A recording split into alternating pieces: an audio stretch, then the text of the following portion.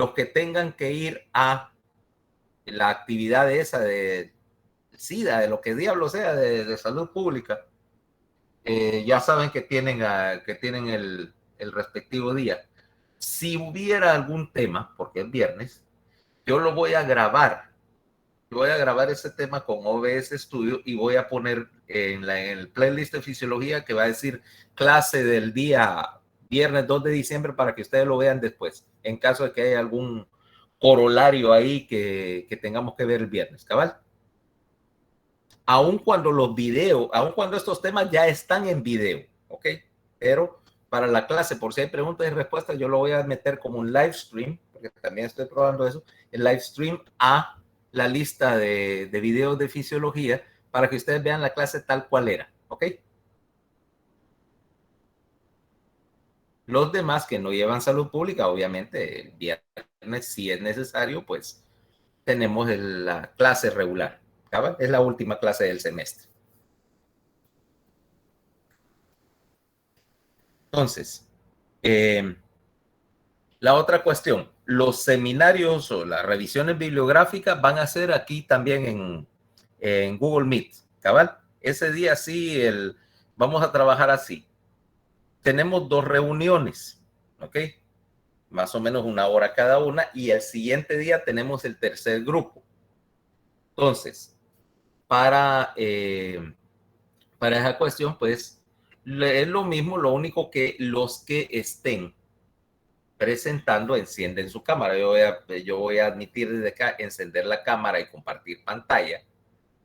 Y presentan, ahí mismo voy a dar la calificación. Al final de cada seminario yo voy a calificar y dar las notas para que sepan cuánto tienen y cuánto necesitan para el último examen.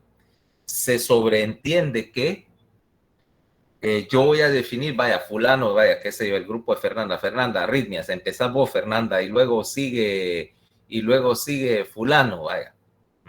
Y ahí, y yo voy dando el orden, o sea que todo el mundo tiene que tener, una copia de la presentación en su computadora, para que así pueda cambiar la diapo y no estén, okay, pásame la siguiente, ¿ya me entendieron? ¿Ok? Para que fluya, ¿ok? Y todo el mundo entonces viene y agarra el compartir su pantalla para el seminario y están presentando. Los demás, pues, cuando les toque su seminario, encienden su cámara y así, lo que están presentando tienen su cámara visible para que yo pueda ir evaluando la presentación. De más está decir que, por supuesto, todo el mundo tiene que tener preparado para dar cualquier parte del seminario porque es aleatorio. ¿Okay? No, o sea, aquello es igual que en neuroanatomía. No, que a mí no me tocaba esa parte. Esas son famosas últimas palabras aquí, ¿ok? O, pero doctor, que es que yo no tengo la presentación, porque entonces le va a costar, que sea por lo menos un medio punto por no estar preparados.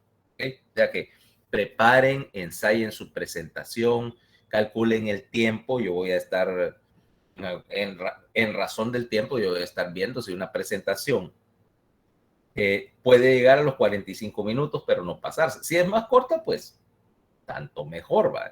Dentro de los límites de no recortar cosas importantes, pero como recuerden, el tiempo y ensayado 45 minutos por grupo, ¿sabes? Más los 10 minutos de preguntas y respuestas y 5 minutos adicionales para que el siguiente grupo prepare y arme su presentación y la tenga lista. Así estamos transicionando y no perdemos tiempo. ¿Estamos todos entendidos? Es más, si quieren, no es obligatorio. Si tienen la presentación hecha, me pueden enviar el link o la presentación para que yo la vea antes. No, obviamente que yo no voy a, ya una vez que acepté el trabajo, no lo voy a rebotar por la presentación, pero sí les puedo notificar, por ejemplo, de que tal vez su presentación no es muy legible. Aquello de, como supongo que van a usar cosas como PowerPoint, el clásico el clásico que tienen 20 líneas de texto en una presentación y prácticamente no se puede leer, eso es un buen indicativo para decirle, para que yo les diga, miren, revisen esa diapositiva, dividan esta diapo en 2 o 3 para que sea legible, cambien el tipo de letra, o el color, no van a hacer como esa gente que me presentó texto azul oscuro en una presentación negra, y eso era en tiempo de las clases físicas, cuando incluso eso era proyectado con un data show. Ya te imaginas la legibilidad de eso, ¿eh? Entonces, para esa clase de cuestiones que parecen triviales, pero es para que ustedes vayan también aprendiendo que el día en que tengan que ir a hacer una presentación a un congreso, a un evento, no vayan a hacer una de esas cosas, porque van a quedar mal, van a decir, pucha, este no sabe usar ni PowerPoint. Y créanme que desafortunadamente yo he tenido que ver más de una de esas presentaciones a lo largo de mi vida. Va a decir, pucha, ¿para qué vine aquí si esto ni se puede leer, ni se puede entender, y vine a perder 40 minutos de mi tiempo? Entonces, si quieren, envíenme la presentación o que se las mire a alguien, cualquiera, no tiene que ser necesariamente médico, para ver si la presentación es clara y legible, porque eso es uno de las cosas que yo voy a considerar a la hora de puntuar la presentación. Y ensayen. Eso, que se nota que está leyendo, se mira re mal. ¿Ok? Y ya ustedes están de edad suficiente para no hacer esa clase de situaciones. Entonces, estábamos aquí, ¿no? Espermatogénesis. Y decíamos, bueno, ya que vimos ayer el proceso de división y lo decíamos, el tiempo, todo este proceso de 74 días para la diferenciación de una célula primitiva hasta un espermatozoide maduro, ¿ok? Implica que tiene que haber un control de la multiplicación del espermatozoide, ¿ok? Entonces, ¿qué necesitamos? Necesitamos una lista de hormonas. En primer lugar, el estímulo básico para la espermatogénesis es la presencia de FSH.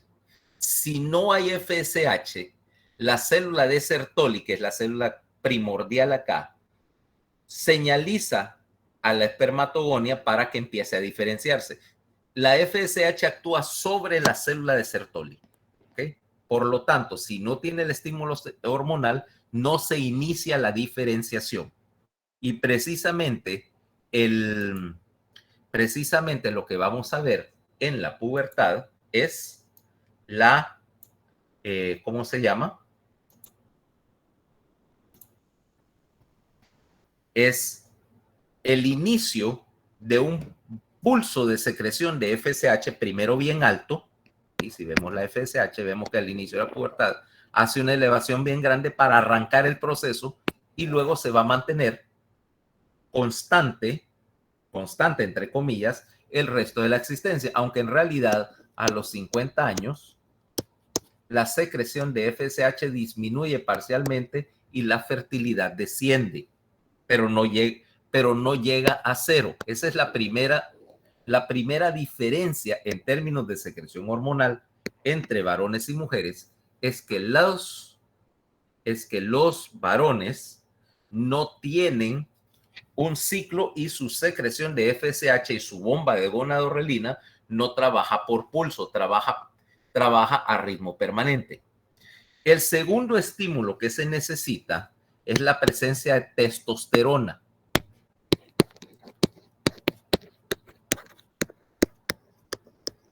Que es el inductor secundario de la diferenciación de toda esta línea.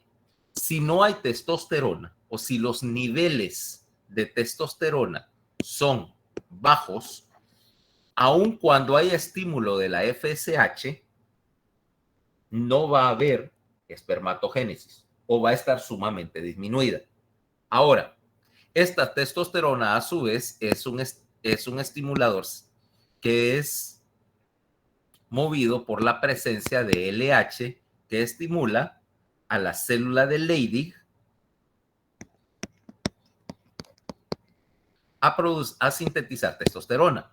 O sea que tanto un déficit de testosterona porque las células de Leydig no están funcionando o un déficit de LH me van a causar el mismo efecto, ¿ok? Porque si este falla, todo el defecto va a correr corriente abajo y yo no tengo secreción de testosterona, ¿ok?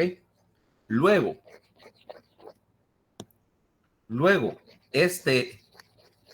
esta secreción de LH va a funcionar igual que la secreción de FSH. Al llegar a la pubertad, tenés un gran brote de secreción de testosterona, más bien más alto incluso, porque en la pubertad, este aumento en la secreción de testosterona va a tener dos efectos. El primero, obviamente, es el desarrollo sexual secundario, o sea, todas las características de diferenciación genital que tenés durante la pubertad, o sea, el crecimiento genital, el inicio de todos los cambios secretores, el cambio del vello, etcétera, vienen de acuerdo a un brote de testosterona que ocurre iniciando alrededor de los 12 y medio años, hacia los 12 y medio, 13 años, que es la edad típica de la pubertad en el varón, por lo menos en nuestro medio, y después desciende alrededor de los 17 años para mantenerse constante el resto de la existencia. Y la secreción de testosterona en los varones decrece bien poco con la edad. O sea, todavía puedes tener una secreción a los pasados los 50 años que es muy similar a la secreción que tenés en la adolescencia. Desciende un poco básicamente por depresión de las células de Leydig y por depresión de la producción de LH, pero no desciende tanto como para ser notable. Bueno, primero. Luego, va a necesitar un poco de estrógeno, ¿ok? ¿Por qué? Porque ese estrógeno es necesario, por alguna razón todavía no definida, para estimular la división de los espermatocitos primarios. ¿Ok? Y me vas a decir, bueno, ¿y de dónde saco estrógenos? La testosterona que produce la célula de Leydig puede pasar por un paso de conversión en el hígado, ¿ok? Si yo agarro estrógeno y lo paso por el hígado, tengo una enzima que me convierte testosterona a estrógeno. Y en la mujer voy a tener un mecanismo similar, pero al revés, que me convierte estrógeno a testosterona. Ya vamos a ver que las mujeres necesitan una pequeña cantidad de testosterona, ¿ok?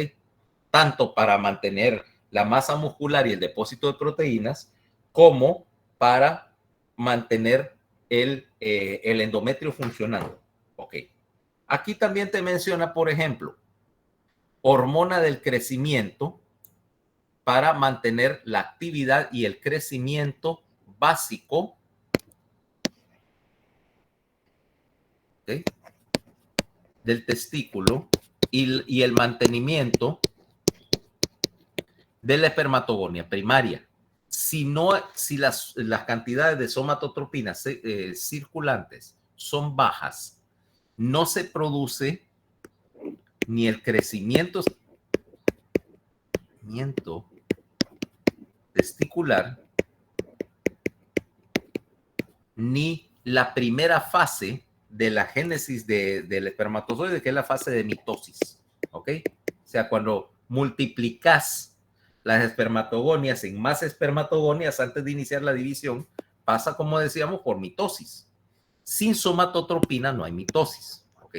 Ahora, hasta ahí lo que estás haciendo es manteniendo una producción de células las suficientes para mantener un nivel de fertilidad, y normalmente la cuenta espermatocítica anda en 300, perdón, corrijo, en 100 millones por centímetro cúbico de esperma. Si no tengo todo este estímulo, la cuenta baja. Y la fertilidad en el varón solo es posible si la cuenta es mayor o igual a 50 millones, o sea, más o menos el 50%, asumiendo que de estos 50 millones, la mayoría de estos espermatozoides son competentes y completos, porque hay un montón de anomalías en la diferenciación, o sea, espermatozoides con doble cabeza, sin cola, con dos colas, con defectos mitocondriales, todo eso implica que necesitas aproximadamente 50 millones para tener fertilidad e idealmente unos 100 millones. Ahora, ¿cómo se llama? Este espermatozoide necesita pasar, como decíamos, primero por el epidídimo, luego por la vesícula seminal, para completar su maduración. Y ese proceso de maduración requiere de una tercera hormona que es prolactina. ¿Okay? Se ha encontrado dos cosas, que el déficit de prolactina en el varón tiene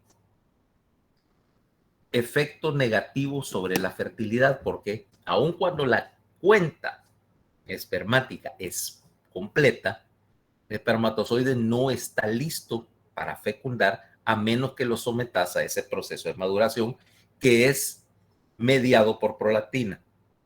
Y por otra parte, si tenés un exceso de prolactina, que en el varón ocurre, los prolactinomas no tienen, ¿cómo se llama?, preferencia de sexo, y de hecho son ligeramente más notables en las mujeres. O sea, uno dice prolactinoma es un tumor de mujeres porque es más evidente el efecto sobre el ciclo menstrual. Pero en el varón también el exceso de prolactina inhibe a la bomba de gonadorrelinas.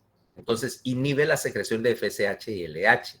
Por lo tanto, pacientes que tienen niveles exageradamente altos de prolactina, primer lugar, son infértiles. En segundo lugar, si los niveles son suficientemente altos, incluso van a inducir desarrollo de la glándula mamaria. ¿Ok? Por ejemplo,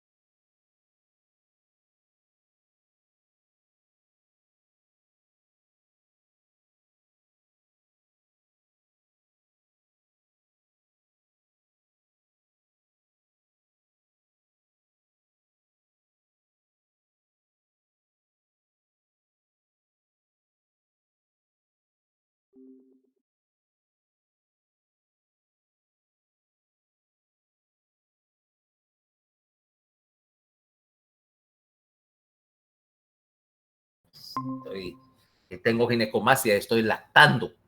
Ok, bueno, eso es un prolactinoma.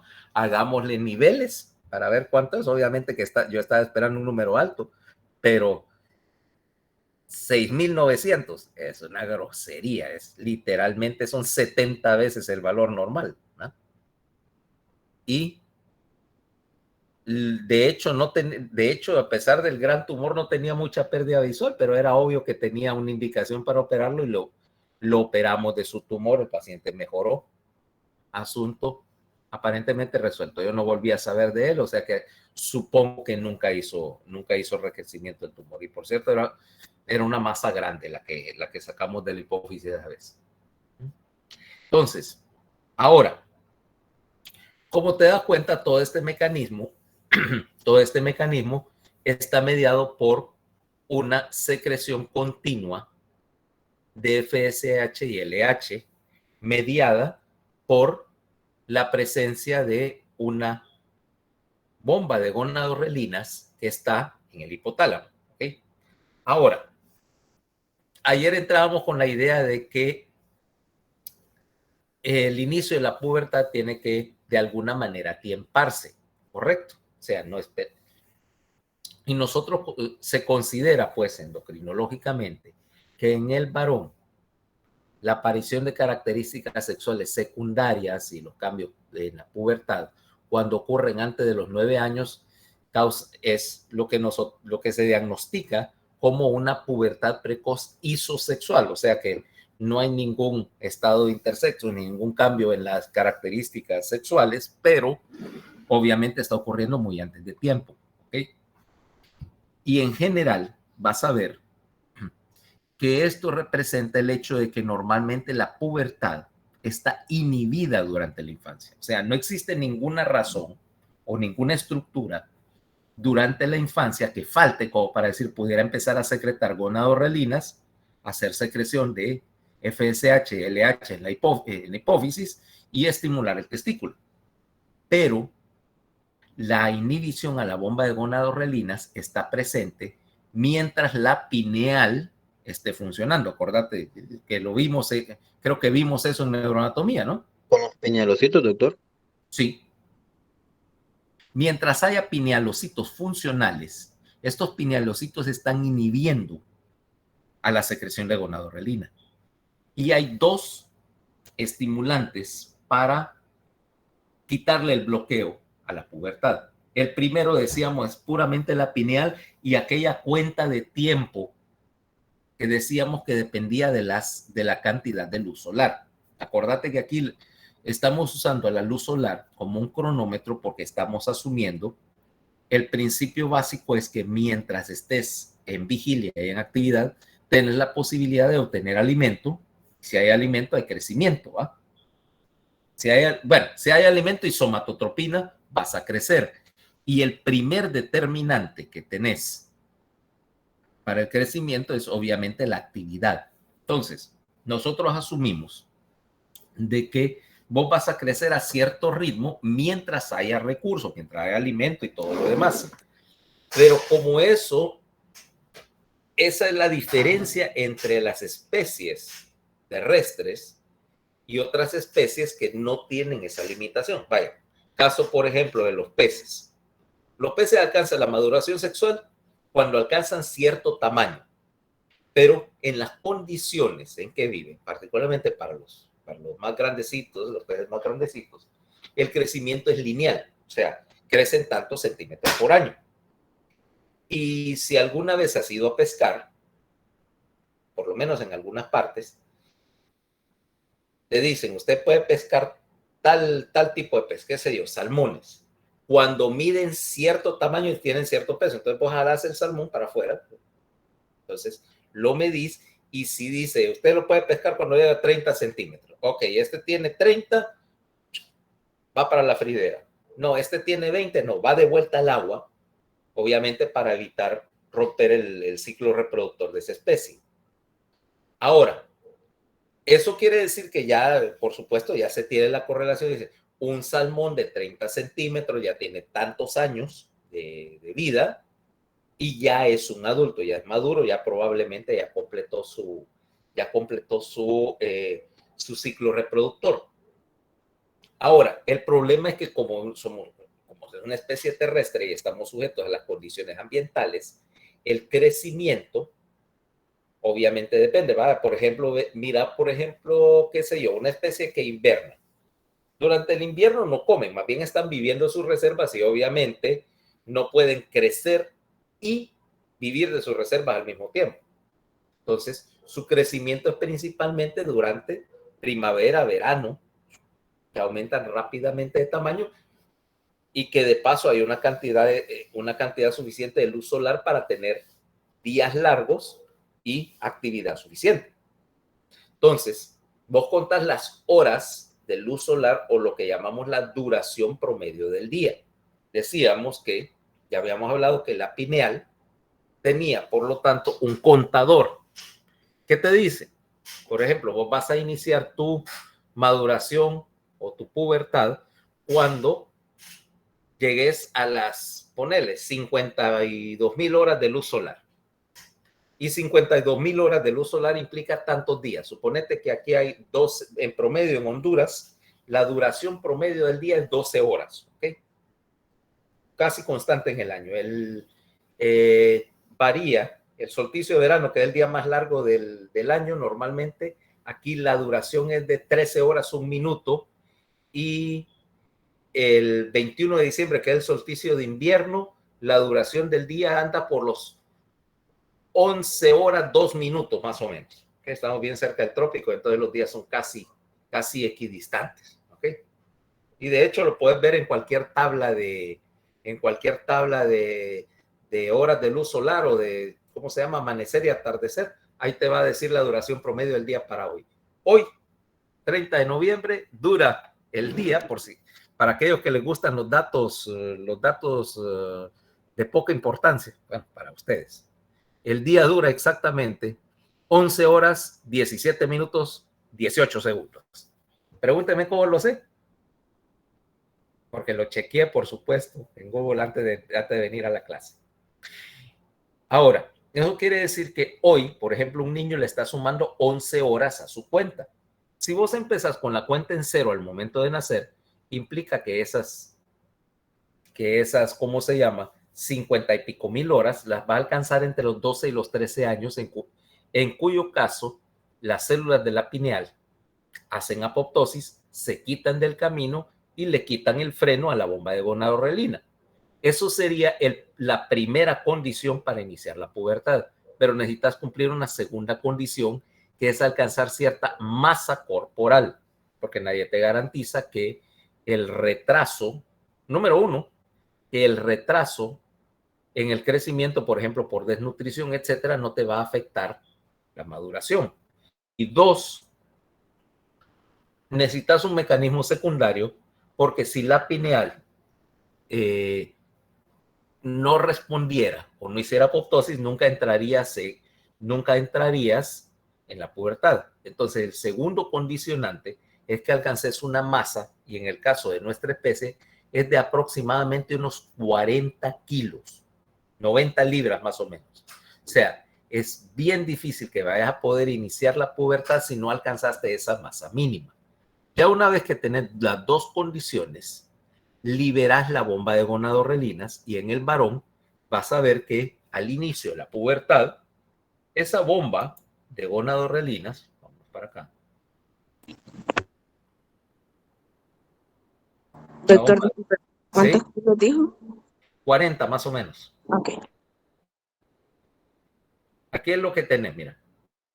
En este momento, la bomba de gonadorrelina va a ser un brote de secreción, o sea, más bien el tercer brote de secreción, porque de hecho vas a ver que los disparos de la testosterona van a ocurrir en 3 momentos.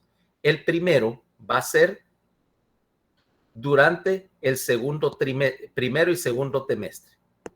Aquí tenés la bomba trabajando. En este momento está secretando testosterona. ¿Ah? ¿Para qué? Para alcanzar en el periodo fetal suficientes niveles para hacer diferenciación del conducto de Wolf. Y el primer brote entonces me establece las características sexuales.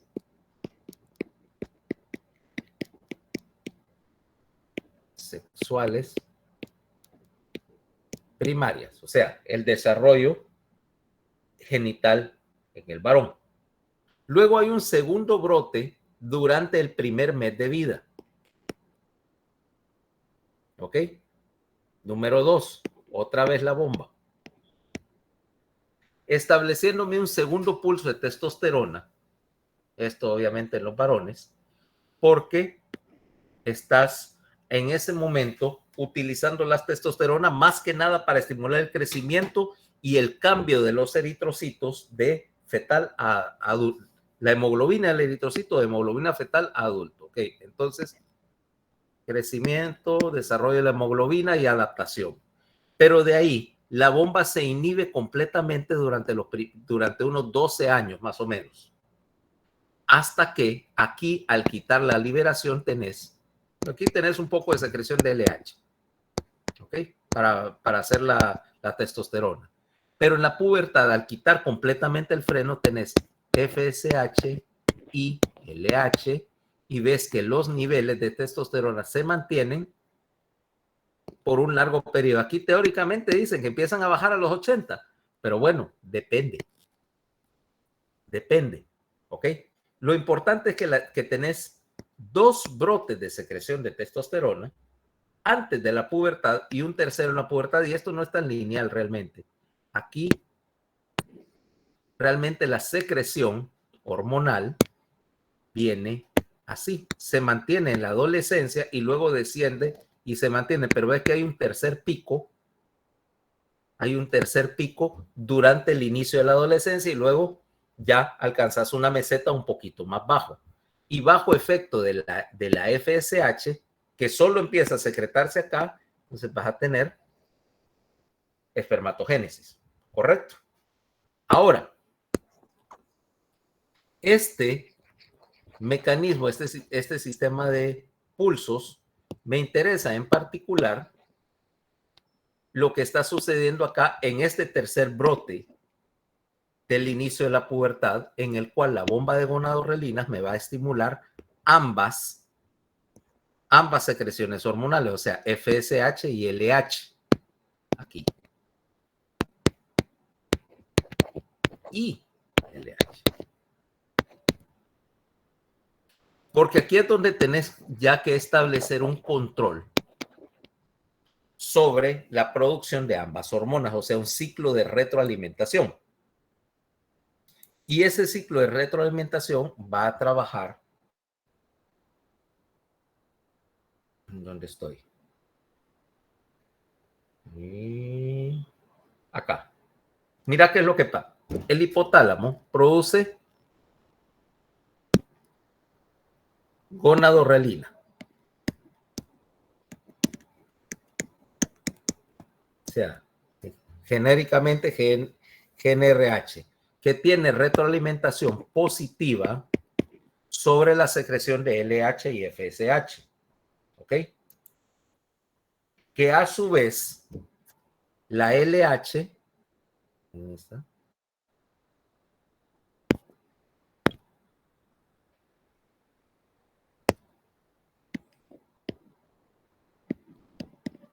Estimula, o sea, retroalimentación positiva, a la célula de Leydig, que produce testosterona. Ahora, para evitar que los niveles de testosterona se disparen hasta arriba, tenés varios puntos de retroalimentación negativa. En primer lugar, la testosterona bloquea a la secreción de LH en la adenohipófisis, pero también la testosterona inhibe a la adenohipófisis, pero también inhibe a la bomba de gonadorrelina. Resultado, testosterona a nivel constante, ¿ok? Correcto. Mientras tanto, esa testosterona también tiene otro efecto, que vamos a ver dentro de un momentito, pero las gonadorrelinas también estimulan para la producción de FSH, que a su vez tiene retroalimentación positiva sobre la célula de Sertoli y por supuesto me produce espermatogénesis.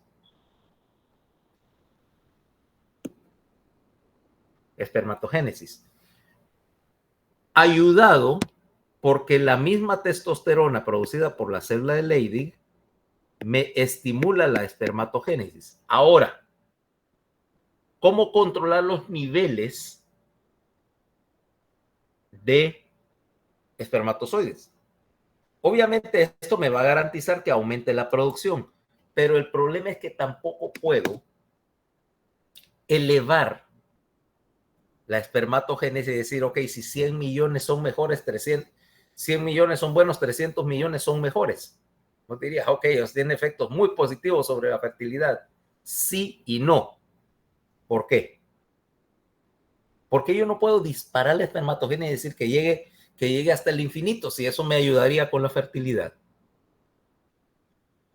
No sé, por el espacio o porque los espermatozoides también podrían estar con, no completamente buenos. Exactamente. Mientras más aumentes la producción, también aumentas la cantidad de producto defectuoso. Para ponerlo así, si yo te pongo a hacer un trabajo que dure para una semana, me vas a entregar un buen trabajo. Pero si yo te pongo 5 tareas para entregar una semana, me vas a entregar cinco desastres, ¿va? Probablemente. Probablemente, seguramente. Lo que pasa es que ya se te olvidó la época del colegio. O como decía Fernanda, pásame la tarea y yo te paso la otra.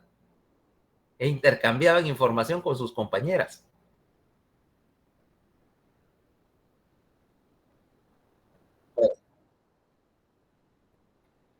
No, vos sencillamente ponías cara de gatito de Shrek para que te la dieran de gratis.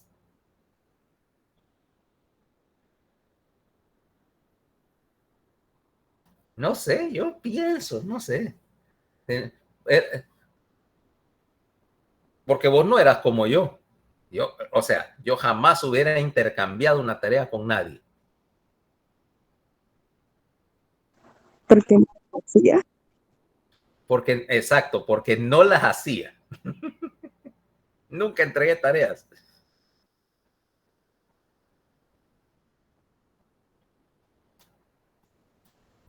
Ahora han cambiado un poco el sistema de evaluación. No sé en tu colegio, pero en el mío, básicamente, las tareas eran como 10%, 15%. Y toda la nota iba al examen, básicamente. No tenía problema. Yo sabía que iba a lograr ese examen sin mayor dificultad. Y si sabía que era una clase X, mi pregunta, y creo que hasta en el anuario del colegio me pusieron así, que mi frase característica, ¿cuántos puntos vale? Porque si valía medio punto o un punto, no se iba a molestar en hacerlo, ¿ok? Si ya era una cuestión significativa, decir, bueno, esto sí me puede comprometer pasar la clase, lo hacía regañadientes, como quien dice, para sacar el mínimo, si es que. Pero ahora que dicen que son como 40 puntos de tareas, a mí me hubiera llevado el demonio. ¿Ah? O hubiera pedido hacer todos los exámenes por suficiencia.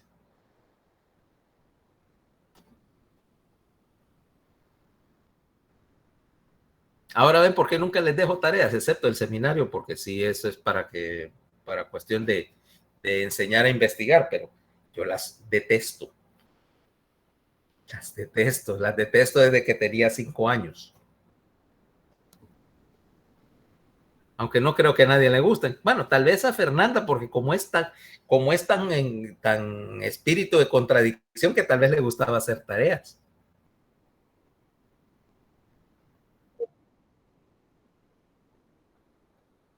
Vos hacías las tareas con gusto solo por llevar la contraria.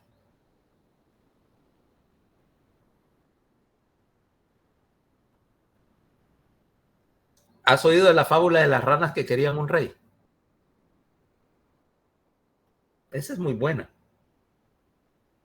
Dice que es una fábula griega, que dicen que Zeus, el rey de los dioses, había creado a todos los animales y que, bueno, él había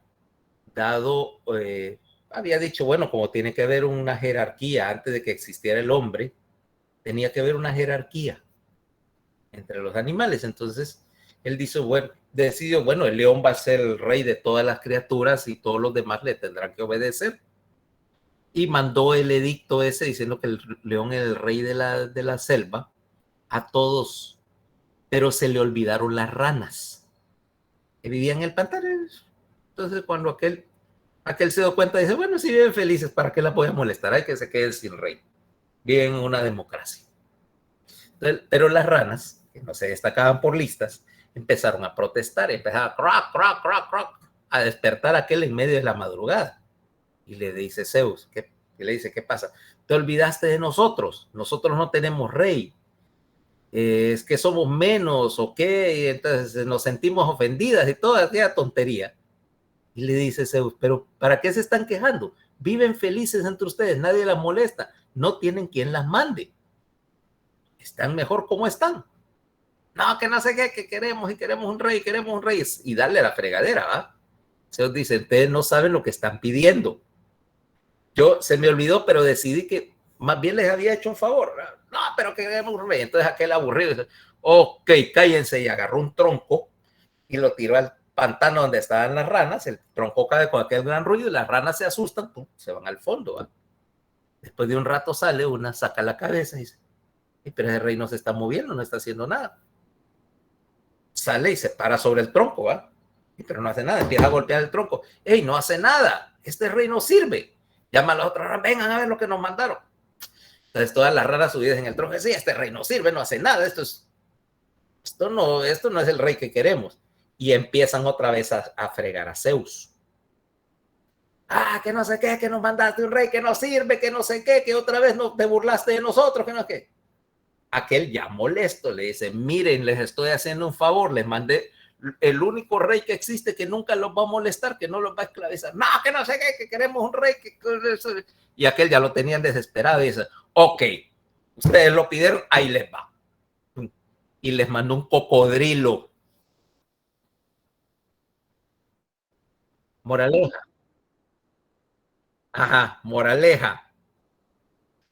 ¿Estás seguro de lo que tenés que estar seguro de lo que pediste?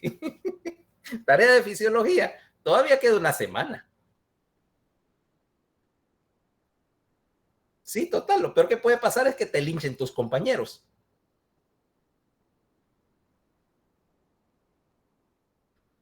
Están seguros. ¿Ustedes qué creen? ¿Ustedes qué creen? ¿Seguimos el consejo de Fernanda? Está extraño. Sí, estamos bien.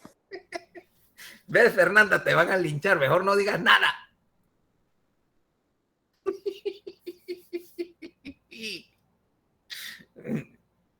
Ok, entonces. No puedes mantener una espermatogénesis, primero por lo que decía Katie. Estarías montando una enorme cantidad de esperma defectuoso, con lo cual, al contrario, paradójicamente, la fertilidad disminuiría, porque al fin y al cabo, no te interesa que de 300 millones tuvieras 100 millones de defectos, porque ahí entrarían en la competencia. Dos, las espermatogonias primarias, aun cuando se pueden dividir, no son infinitas. O sea que en algún momento entrarías en un problema en el cual, si querés mantener una espermatogénesis a pesar de una tasa de multiplicación reducida, empezarías a mandar o formas defectuosas o a agotar la reserva de espermatogonias que tenés para la mitosis. Por lo tanto, eventualmente vas a quemar el túbulo seminífero y entonces la fertilidad descendería antes de tiempo. Porque uno de los principios de la competencia reproductora es que, por ejemplo, un varón, y decir, bueno, tiene 60 años y todavía tiene fertilidad, pero si agotás muy temprano las espermatogonias, lo que haría es que tu vida útil reproductiva se acortaría. Entonces, bueno, ya su fertilidad cesó a los 35. Okay. Básicamente, desde el punto de vista biológico, ya el resto del tiempo es tiempo de descuento. Resultado, vos necesitas mantener un nivel constante de espermatogénesis y lo haces mediante un mecanismo en el cual la célula de Sertoli me produce una hormona, inhibina. La inhibina hace lo que su nombre dice. Inhibe la secreción de FSH e inhibe a la bomba de gonadorrelinas. Ahora yo ya tengo un mecanismo de retroalimentación negativa que me mantiene constante la espermatogénesis, manteniendo un control de la producción a nivel de la célula de Sertoli. ¿Ok? Y paralelamente tenés el mecanismo en el cual la testosterona me está inhibiendo el eje de secreción de LH y manteniendo constante la actividad de la célula de Leydig. Mientras estos dos mecanismos se mantengan, tanto la secreción de testosterona como la secreción, como la replicación de los precursores del espermatozoide se van a mantener en niveles constantes a lo largo de la vida. ¿Ok? O sea que aquí ya tengo un mecanismo de control que me garantiza una, ¿cómo se llama? Una función testicular que es constante. ¿Ok? Ahora, hay que ser claros.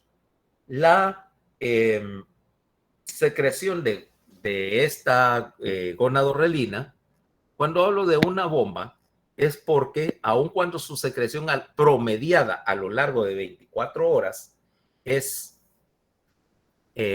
constante, pero realmente la secreción es así. Ponerle que esto es 1 hora, 2 horas, 3 horas, 4 horas. La bomba de gonadorrelina es lo que te hace, es que te hace un pulso de secreción grande durante unos 5 minutos de la primera hora y luego unas 3 horas después hace otro pulso igual. O sea, ves que cada X periodo de tiempo hace una inyección periódica de gonadorrelinas, pero como al igual que la mayoría de las hormonas peptídicas tiene efectos sobre el núcleo, estos pulsos de gonadorrelina que se repiten a lo largo del día me mantienen una estimulación relativamente constante, acordate, por amplificación de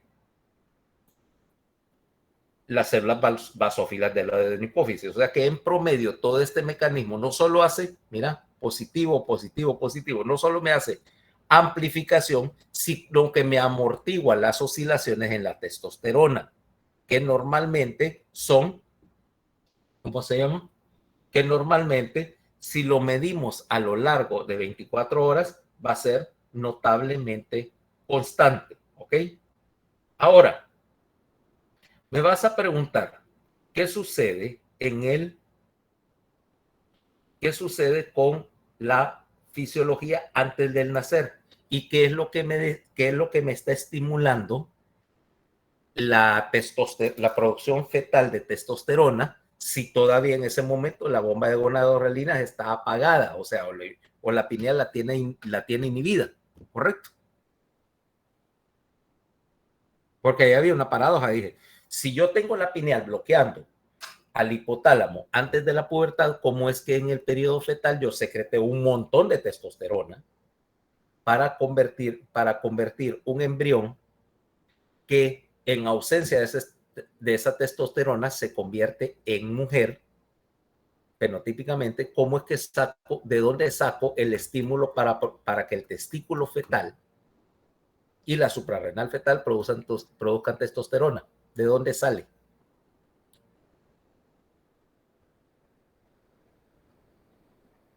¿De dónde sale la gonadorrelina? ¿O de dónde sale el equivalente de la LH de dónde sale la LH o su equivalente en el periodo fetal?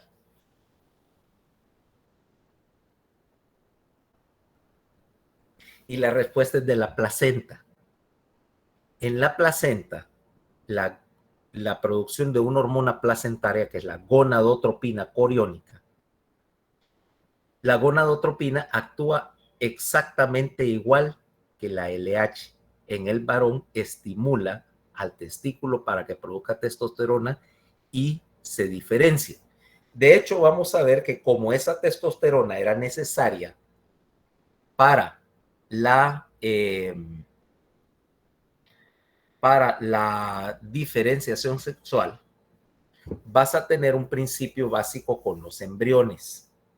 Y es que los embriones de mamíferos, si no les administras la testosterona, o sea, los varones, si no les administras testosterona o no sintetizas testosterona, a pesar de ser varones, van a desarrollar el fenotipo por defecto, que es el fenotipo femenino. O sea, características sexuales externas o diferenciación sexual externa, femenino. Entonces ahí donde tenés, si es un un punto intermedio tendrían los famosos estados de intersexo. Si no tenés, ¿cómo se llama? Ninguna producción o el receptor de testosterona es defectuoso, vas a tener esto.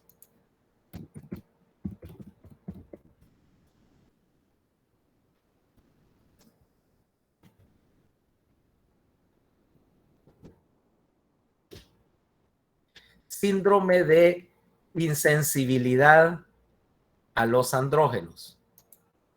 Mira este caso. No, aquí no, esto es Wikipedia, perdón.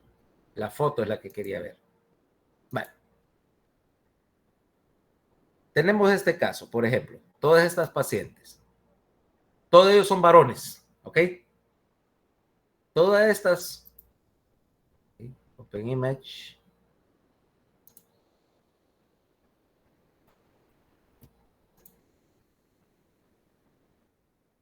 Todos esos son varones, ¿ok?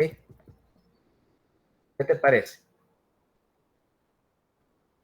Si les haces un cariotipo, todas ellas tienen cromosoma Y y testículos intraabdominales, por lo menos hasta que no se opere. Básicamente porque previo a la pubertad, como tienen un defecto en el receptor de testosterona, se desarrollan como mujeres. Y de hecho, alguna pequeña cantidad de testosterona es necesaria porque esa pequeña cantidad de testosterona hace que sean mujeres, pero tienden a ser más altas que la mayoría, tienen desarrollo mamario, pero nunca, obviamente como no tienen un aparato genital femenino completo, nunca menstruan, nunca tienen vello. Y aquí tenemos un caso. Por ejemplo, este es un caso típico. Estatura normal, desarrollo mamario, no tienen vello genital, o casi no tienen. La vagina es corta y termina en un fondito de saco, no hay útero, y tienen un par de más, tienen o testículos intraabdominales o testículos en el pliegue inguinal que parecen una hernia, ¿ok? Y de hecho ha habido un par de casos, muchas de ellas como son altas, ¿ok? Como son altas y tienen el efecto del alargamiento facial que te da la testosterona en la pubertad, hay un buen porcentaje de ellas que son modelos, ¿ok? De hecho, la definición completa del caso, ¿ok? La definición completa del caso se hizo en una modelo de esas de las, ¿cómo se llama? De las altas costuras francesas, que, bueno, la muchacha esta se casa y entonces, bueno, como tenía una vagina corta, tenía problemas y tenía problemas de infertilidad, nunca había menstruado y fue a un endocrinólogo a ver si tenía alguna posibilidad de fertilidad y entonces, pues, definieron el síndrome con ella. Hicieron la biopsia, resulta que tenía los testículos en el pliegue inguinal y pues ella se prestó y a partir de ella definieron que tenía un déficit o un defecto genético que afectaba el receptor de testosterona y por lo tanto era insensible a la testosterona. Y digo ella porque externamente era mujer, ¿ok? Obviamente se identificaba como mujer y el hecho de que genéticamente era un varón fue una gran sorpresa. Y de hecho, yo no creo que perdí el artículo, tenía por ahí el artículo donde hacían toda la definición del caso y es una de esas cosas súper interesantes en endocrinología. También vas a tener otro efecto. Durante la pubertad vas a tener un brote no solamente de secreción de testosterona, sino que también empezás a convertir un poco de testosterona a su variante dihidrotestosterona. Ahora, Realmente, la espermatogénesis es estimulada por testosterona cruda, pero las características sexuales secundarias del varón son mediadas por dihidrotestosterona. O sea que yo pudiera tener, por ejemplo, perdón, déjame hacer una cosa.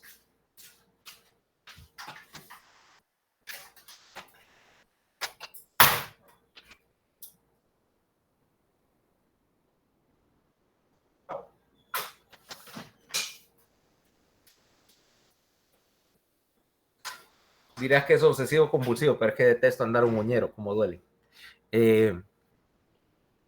Yo puedo tener unos niveles normales de testosterona, ser fértil y sin embargo no tener muchas características sexuales masculinas, o sea, tener muy poco vello y muy poca barba, etcétera, porque mis niveles y poco desarrollo muscular porque mis niveles de dihidrotestosterona no son muy altos.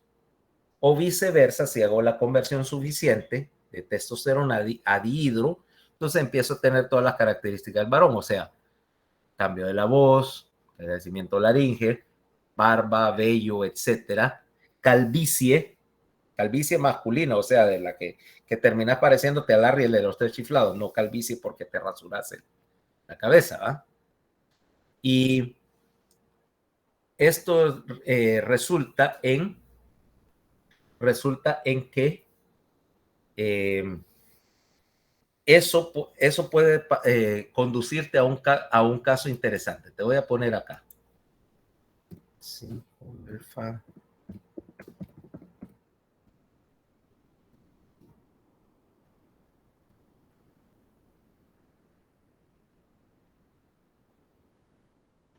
Aquí tenés este caso. Aquí tenés una enfermedad llamada déficit de 5 alfa reductasa. Como no tenés, ¿cómo se llama? La enzima que te convierte testosterona a dihidrotestosterona, entonces genéticamente, genotípicamente sos un varón, pero como esa dihidrotestosterona era responsable en parte de hacer la diferenciación masculina, entonces lo que tenés es esto, un estado de intersexo. Vamos a ver. Un estado de intersexo que puede variar, ¿ya? Entre, este es el caso, desde aquí tienen los dos extremos, varón y hembra. Sin dihidrotestosterona estarías en este estado cero, ¿ah? Lo que diríamos un estado cero, completamente feminizado. Pero como aquí no tenés el estímulo completo, la testosterona no es capaz de hacer toda la transformación, vas a tener un estado intermedio, generalmente en el tipo de estado 4, con lo que se llaman hipospadias, testículos no descendidos y alguna dificultad para diferenciarlos. Entonces hay una serie de casos interesantes. Vamos a ver si encuentro imágenes de esto.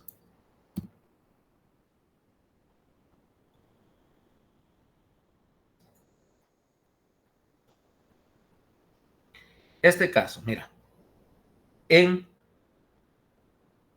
Dominicana hay una población que tiene deficiencia de 5 alfa reductasa. Viven en una montaña en la Dominicana, ¿ok? Entonces, como eran una población genéticamente aislada, se empezaron a casar entre familiares relativamente cercanos, primos y cosas así. Entonces seleccionaron genéticamente para deficiencia de 5 alfa reductasa y allá tienen un síndrome bien curioso que se llama el síndrome de Webe 12. Tienen una deficiencia parcial y no producen dihidrotestosterona en la infancia y prenatal. Por lo tanto, cuando nacen con un estado de intersexo y muchos de ellos son asignados como niñas. ¿Ya? Yo diría, bueno, es un estado intersexo, se desarrollan, los crían como niñas, pero cuando llega la pubertad, el brote de secreción de LH hace que empiecen a secretar no solo testosterona, sino que aumenten el ritmo al cual convierten la testosterona a dihidro. Entonces estas niñas empiezan o terminan su diferenciación a varón, o sea, era un estado intersexo, pero a los 13 años empieza a tener crecimiento peniano, empiezan a tener barba, bigote y cambios masculinos, y básicamente hacen lo que pareciera una transición de niña a varoncito, ¿ok? Estos son famosos en el mundo de la endocrinología porque son un caso aislado, como la deficiencia de dihidrotestosterona no te afecta la fertilidad, con cierta dificultad estas niñas que se transicionaron a varones hormonalmente son fértiles y pueden pasar el defecto. Son unos casos súper interesantes, ¿ok? ¿Ya? Son genéticamente, ¿cómo se llama? Varones. Al nacer parecen hembras o están en un estado intersexo, pero al ser adultos se convierten en varones, o sea, o terminan su diferenciación a varones, para que veas el efecto.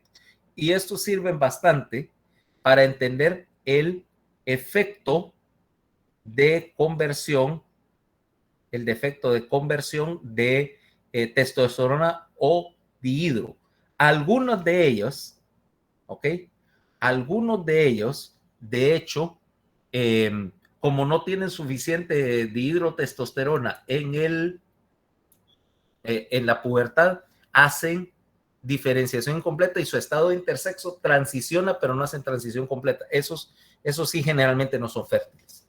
Pero para que veas como un defecto enzimático o un defecto de receptor te puede cambiar la diferenciación genital fenotípica de una manera bien brusca. Y por supuesto el cambio ese de asignación genital, ellos lo hacen en la pubertad. Sin embargo, como el síndrome es tan común entre ellos, no lo miran como raro, ¿eh? Sencillamente ya se sabe que en ciertas familias pasa, y ya sencillamente si nace niña o intersexo, lo crían como niña y esperan a ver si cambia. ¿Qué te parece ese relajo?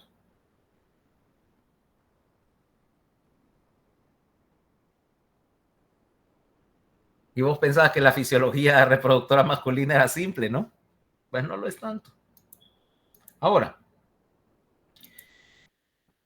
ya que salimos de lo que realmente era, esa es la parte simple. Ahora vámonos con la fisiología reproductora femenina, ¿ok?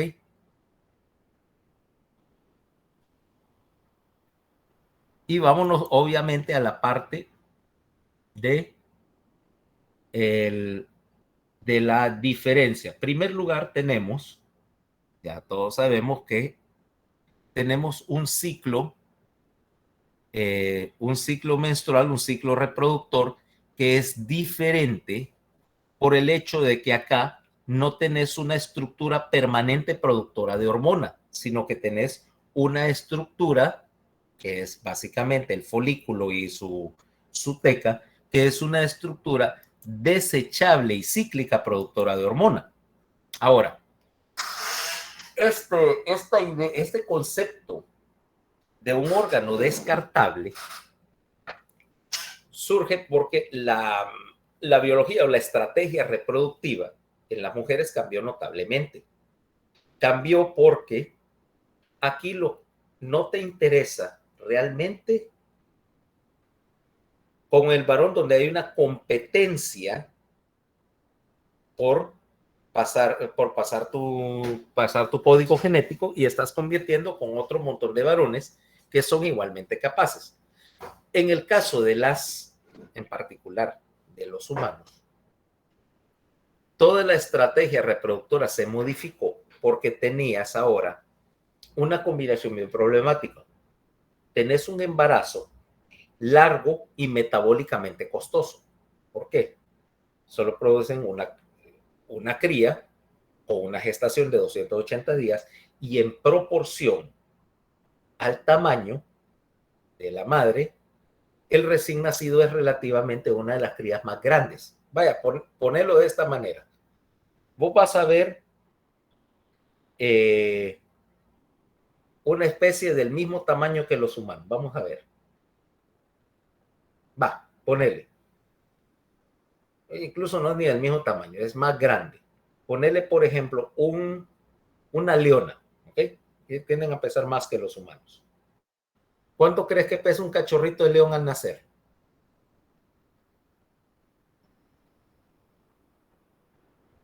Unos 500. Ojalá, unos 500 gramos, son así chiquitos.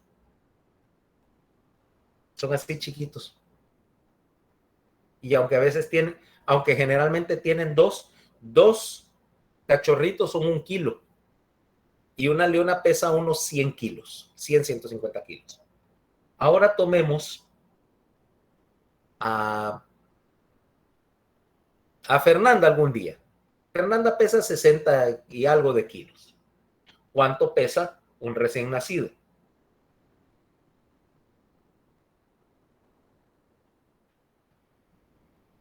Entre 6 y 7 libras. Ajá, o sea, exacto.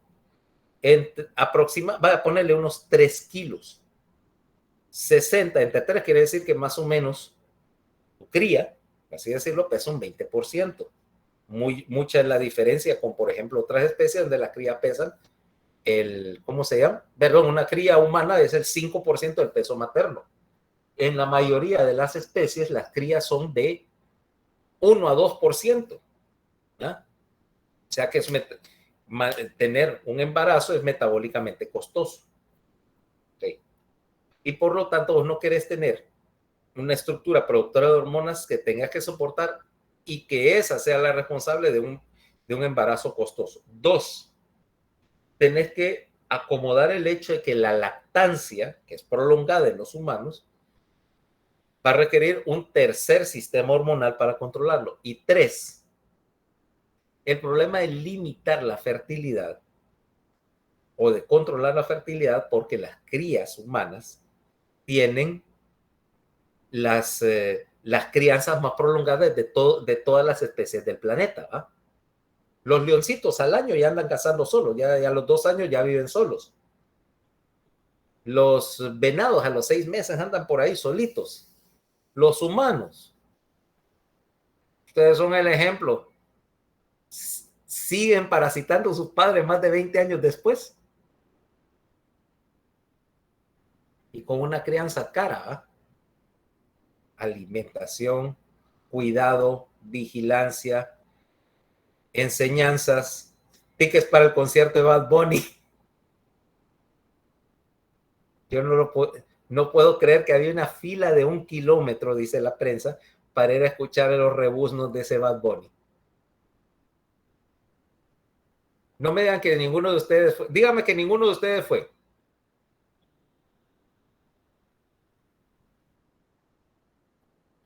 Más te vale, porque es el que vaya a escuchar las cosas lo hago repetir fisiología. O sea, no me molesta que tengas malos gustos musicales en sí. O sea, yo no tengo problema si querías ir al concierto de Arjona, vaya. Pero una cosa es malos gustos musicales y otra es anencefalia. O sea, mira, yo, porque no lo vi, o sea, solo vi el carro y dice que a eso venía. Al nerdo de mi sobrino. Yo vi el carro y seguro que en eso andaba, por él vive en Tegucigalpa y no acá. Porque si lo veo, si pateo el trasero, yo no puedo creer que alguien que fue a la universidad vaya a dejarle su bien ganado dinero al cabeza de ese mitad ese que no terminó ni la primaria.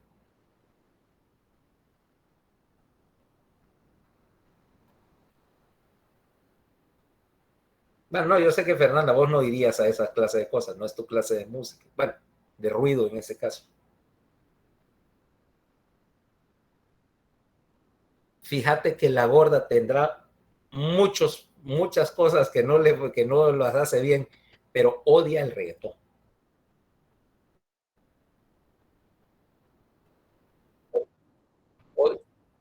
odia el reggaetón.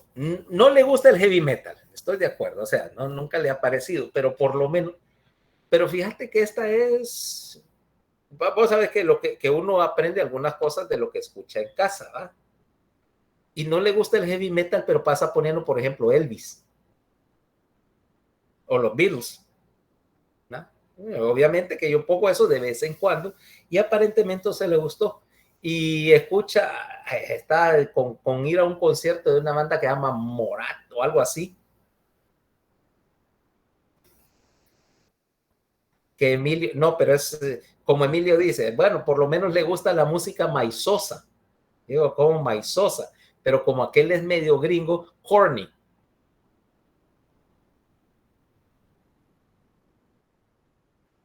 Ajá. Sí, pero es que me gusta que aquel traduce corny como maizoso. Bueno, pero por lo menos no es reggaetón, ¿ok? Aunque ella sabe, yo le digo, menos mal que usted no escucha reggaetón, y me dice, no, no me gusta. Y yo sé que lo tendría que escuchar con audífonos porque usted me quiere el teléfono. Y es cierto, no, yo no se lo quebraría. Ahí tengo una, ¿cómo se llama? Una antorchita, se lo derrito, vaya. Eso es para matarlo con fuego. No, la gorda no, la gorda en eso sí no tiene gustos pateados, ni le gusta, ni le gustan muchas de las tonteras de, digamos, de moda. Es medio cursilona y como es medio santulona también, le encanta le encanta andar en esa cosa, tal como se quedó más tiempo con la abuela, y la abuela es bien religiosa, entonces anda en esas cosas. Tanto así que el día, bueno, como el domingo era la primera comunión de Emilio, entonces me dice, ¿usted va a ir? No sé, no, mire, me dice, para mandar a instalar un pararrayos en la iglesia. Que decía que si yo entraba ahí iba a caer un rayo inmediatamente.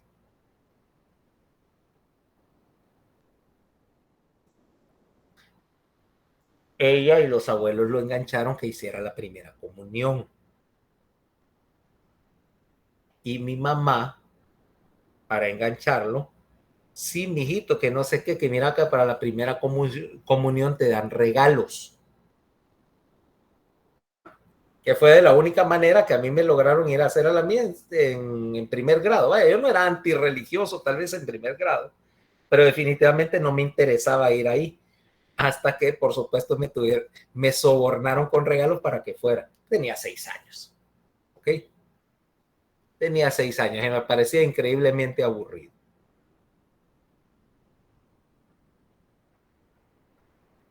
Pero con mi mamá sí es católica de las medio, medio fundamentalistas, entonces se confabuló con la gorda para hacerlo ir a esa cosa.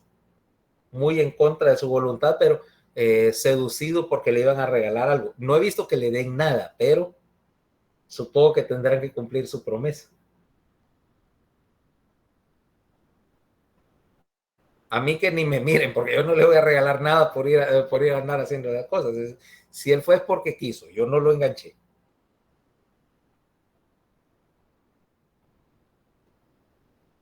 Y vos, Fernanda, te hacían ir a la iglesia de chiquita.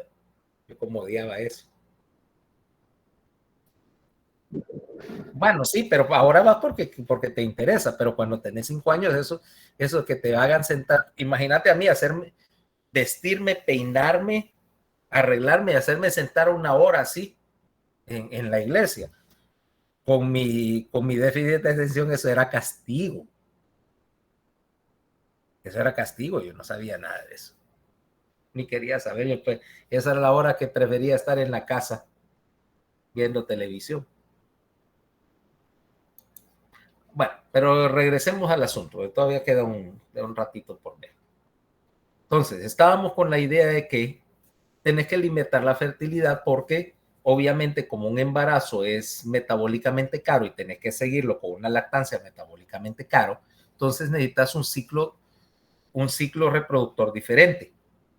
Y sin embargo, balancearlo con la necesidad de poder tener fertilidad durante todo el año. Entonces ahí es donde entramos con la idea del ovario como una estructura productora de hormonas, pero donde las células productoras de hormonas se están reemplazando mediante un patrón periódico.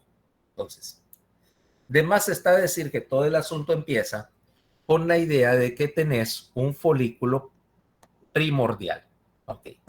Normalmente estos folículos primordiales derivan de la misma porción del anaje urogenital que se desarrollaban las espermatogonias del varón, o sea, en la porción caudal del risco que va a dar lugar al riñón. De este van a migrar una serie de células hacia lo que eventualmente va a ser el ovario, y de estos folículos primordiales, los cuales tienen varios millones al nacer, vas a pasar por un proceso de selección y apoptosis de tal manera que cerca del nacimiento quedan unos 5,000 folículos en el ovario. De estos 5,000 vas a pasar por una segunda selección, y a la hora de la pubertad vas a recortar este número entre 400 a 500 folículos que vamos a llamar folículos preantrales en ese momento, ¿ok? Estos folículos preantrales tienen los receptores y serían sensibles a la presencia de estrógeno, ¿ok? O para ser más correcto, a la presencia de FSH y LH una vez que en la pubertad empieza el brote de secreción. Pero por el momento vamos a ver que sucede lo mismo. Durante el periodo fetal, estos folículos primordiales todavía no son sensibles a hormona, a pesar de que hay niveles elevados de estrógeno. Esos niveles de estrógeno en el periodo fetal me ayudan a desarrollar el ovario y a completar el desarrollo genital, o sea, el desarrollo del conducto de Wolf, ¿ok? Que va a formar útero y trompas, ¿correcto? Y a formar el estroma ovárico, ¿ok? Ese estroma ovárico es, por lo tanto, sensible a la presencia de estrógenos en el periodo fetal. Y esos estrógenos fetales vienen de dos sitios. Uno, están estimulados por, otra vez, gonadotropina coriónica humana, que estimula la producción de estrógeno, principalmente en la suprarrenal, y en la suprarrenal produce testosterona, que a su vez es convertido a estrógeno en el hígado fetal en la niña, ¿ok? Y este estrógeno es el responsable, junto con otro porcentaje de estrógeno que viene de la madre, son los responsables de hacer el desarrollo del conducto de Wolf, o sea, de completar la diferenciación genital hacia femenino. Ahora, durante la infancia, todo este mecanismo está inhibido por la pineal de la misma manera que está establecido en los varones. Ahora, mientras la pineal inhiba el desarrollo de un folículo primario o primordial a los 400 o 500 folículos preantrales que te quedan, básicamente vas a mantener la misma idea. Tenés una producción de FSH y LH básicamente suprimida, una producción de estrógenos muy limitada. Acordate, siempre la suprarrenal está produciendo un poquito de testosterona, incluso en la infancia, y que en las niñas estás haciendo la conversión, pero es muy poca como para hacer diferenciación sexual o para hacer todos los cambios de la pubertad. Ahora, primer lugar, ese mecanismo inhibidor de la pineal en las niñas es un poco más corto, o sea, la cuenta de horas de luz solar es algo menor en las niñas, porque las niñas en principio, comparado con varones de su misma edad, grupo étnico, peso corporal y todo, inician la pubertad aproximadamente 18 meses antes. Y esto tiene algún sentido nuevamente biológico. ¿Por qué? Esencialmente la edad promedio de desarrollo puberal aquí en Honduras anda cerca de los 12 años, ¿no? Aunque se ha ido adelantando en fecha reciente. Pero creo que todavía en la generación de ustedes, la edad promedio de la pubertad, ¿cuál sería? ¿12? Sí, 11, 12. 11, 12, ¿no? Es el promedio. Sin entrar en individualidades, creo que, a menos que alguna de ustedes pudiera haber entrado a la pubertad un poco más tarde, tal vez 13, pero sería más probable que la mayoría de ustedes entraran a la pubertad un poquito antes, tal vez más llegando a las 11, particularmente si alcanzaban esa masa corporal de los 40 kilos un poco antes de las 12, o sea, si eran gorditas, y aquí lo vas a ver, las niñas que son un poquito gorditas inician su pubertad antes, ¿ok?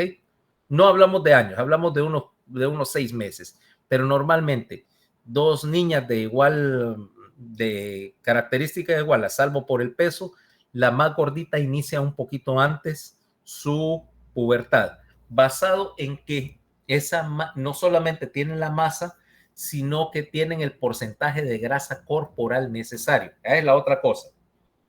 En particular en las niñas, si su porcentaje de grasa corporal es muy bajo, anda por debajo del 15%, no entran a la pubertad. Lo vas a ver porque la baja proporción de grasa sería signo de estrés y vos no pudieras, en principio, estar en una situación estresante o ambientalmente desfavorable y al mismo tiempo entrar a la pubertad, porque para efectos biológicos, entrar a la pubertad y tu primer embarazo debería ocurrir casi al mismo tiempo, ¿correcto? Lo cual te indica también el hecho de que la pineal va a tratar de retrasar la pubertad más que nada por la masa, alcanzar una masa, por el desarrollo, por ejemplo, de la salida de la pelvis y la posibilidad, ¿cómo se llama? De conducir un parto, ¿ok? Obviamente un parto a través de una pelvis demasiado estrecha es biológicamente el equivalente de una sentencia de muerte tanto para la madre como para el producto. Pero una vez que alcanzaste la masa, no debería haber nada que te impida biológicamente iniciar tu primer embarazo a los 12, que es lo que sucede en algunas culturas. Vaya, qué sé yo, mientras más atrás socialmente, más notable, qué sé yo, las inditas del Amazonas generalmente se buscan una casa y empiezan a tener familia a esa edad. También en el campo aquí en Honduras, ¿no? Del hecho de que ustedes probablemente vayan a iniciar su vida reproductiva a los 20 y pico es una cuestión cultural.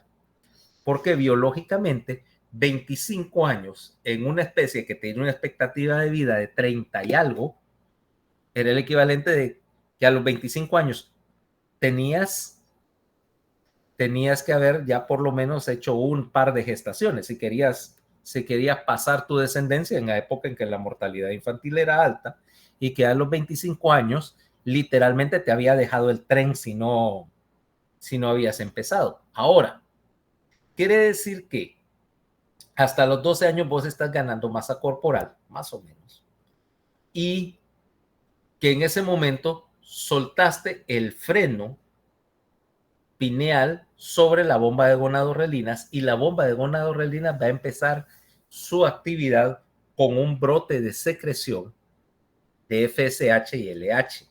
Ese es un brote cíclico y ese brote cíclico es lo que vamos a ver mañana para hablar de la fisiología del ciclo menstrual, ¿ok? Y su regulación, o sea, no solamente es tener un brote, sino cómo hacer que el pulso de secreción dure solo una parte del mes y luego la otra parte cambie la bomba de gonadorrelinas y empiece a cambiar las señales de producción. Entonces es lo que vamos a ver mañana, para lo que espero que ya sea la última clase de fisiología. ¿Ok? Entonces, aquí terminamos hoy y nos vemos entonces mañana. Gracias. Ay. Nos vemos, doctor.